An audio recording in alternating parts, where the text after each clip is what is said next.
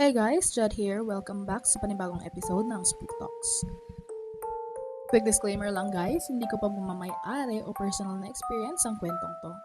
Pinabasa ko lang sa inyo yung mga interesting stories na nakikita ko online. So, start na tayo. So, magbabasa tayo ngayon ng mga Reddit stories, Reddit horror stories, and post to sa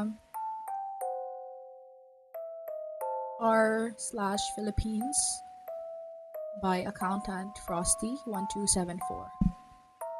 Wala akong third eye pero once in a while nakakaramdam ako ng mga paranormal experiences. Number 1, bangungot. Around 2010 ata to, basta college pa ako dito sa Manila. Natutulog ako sa bahay ng cousin ko kasi mag-isa lang siya sa bahay. 3 floors, townhouse style. Tapos babae pa siya, so pinapasamahan siya sa akin. Sa isang room lang kami natutulog. Then usually siya yung nasa side ng bed na nakadikit sa pader. At ako yung other side na open. Wala naman kaming nararamdaman sa bahay. Pero may sabi-sabi na may nagmumulto raw since matagal nang di natitirhan. Wala akong pake kasi palagi akong 3 to 4 a.m. natutulog dahil nag-aaral ako pero wala namang ganap. Until one night, na naginip ako na may babaeng nakaputing humahabol sa akin.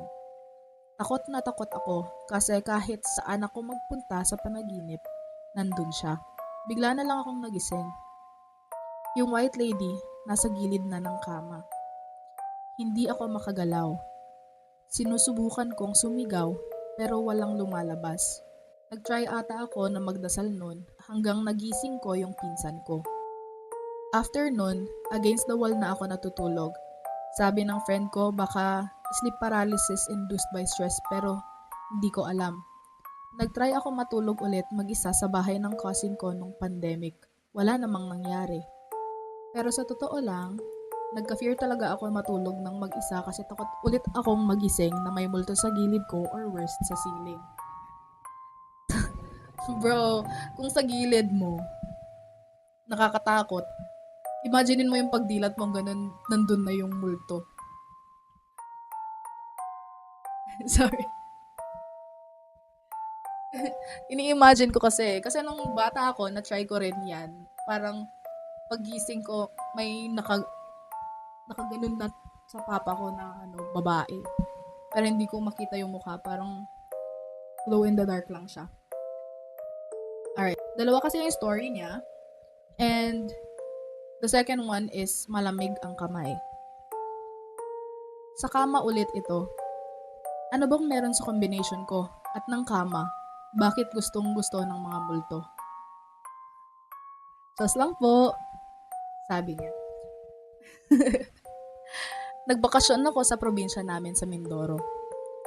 Bahay na bato, which is ancestral house ng daddy ko. Kasama ko sa kwarto sa second floor yung kambal ko na pamangkin. Medyo same age ko pero anak sila ng pinsan ko so pamangkin ko sila. Yung ulunan ng kama sa kwarto nakadikit sa kapis na bintana na nakabukas lang. Kayang-kaya makapasok ng manananggal kung tutuusin. So, ayan, natulog na kami. Ako sa gitna, then yung kambal sa magkabilang gilid. Ayoko na kasi talagang matulog sa gilid ng kama. Gawa ng bangungot experience ko. Bigla akong nagising ng madaling araw.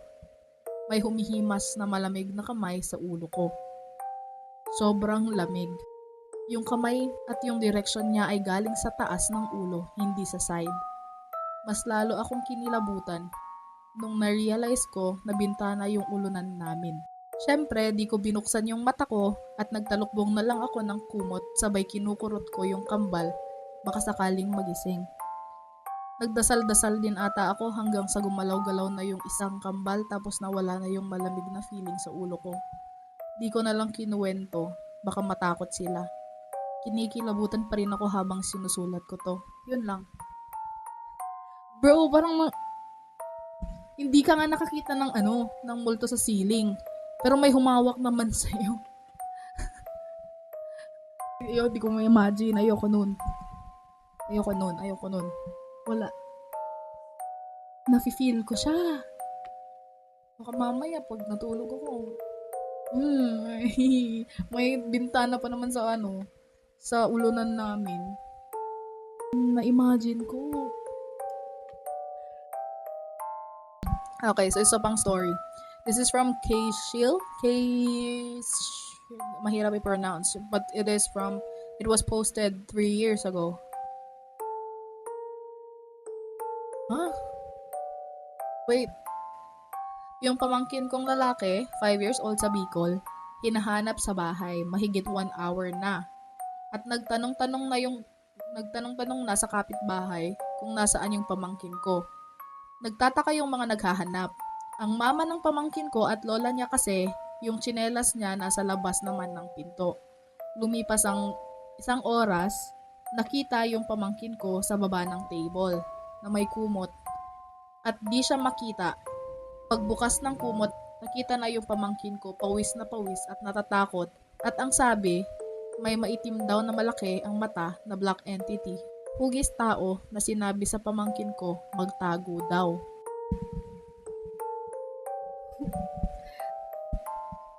Black entity na malaki yung mata? Ay, ayoko i-search. Wala dyan. Another. Alright, ito. Do you believe that when a dog howls at night, it's a sign someone will die? I'm